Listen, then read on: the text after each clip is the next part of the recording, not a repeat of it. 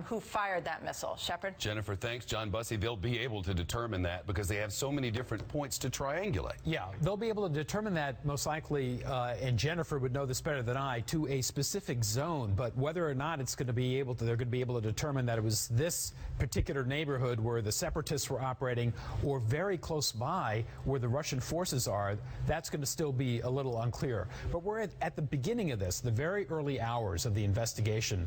A lot more data is going to come in on this, and at some point we will likely know. Was it the separatists? Was it Russia? Was it Russia and the separatists ultimately claimed credit, seeking to divert blame away from the Russians who have been supporting them? The first word of this came at 11 o'clock Eastern Daylight Time this morning.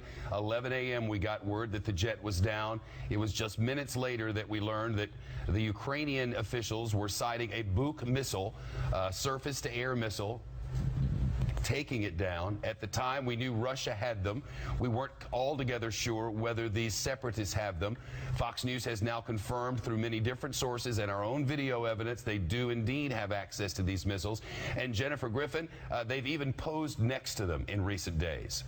That's right. We have, in fact, we've found a deleted tweet from June 29th from the Donetsk Republic. That's the Twitter handle of the separatists, the Russian separatists operating in eastern Ukraine, and it shows very clearly those 4 missiles on the back of that mobile missile launcher known as a Buk. It's made in Russia. Also very significant to point out, Shepard, that the sanctions that were applied to 8 Russian defense firms yesterday by the White House, by the U.S. State Department, include a Russian defense contractor known as Almaz-Antey, and they make surface-to-air missiles. So it is very clear that when the president stepped out at 5:45 p.m. Eastern yesterday and announced these sanctions against, among others, 8 different defense firms operating and supplying weapons that we're seeing start to appear in eastern Ukraine. It's clear that the Pentagon and the U.S. intel community have been tracking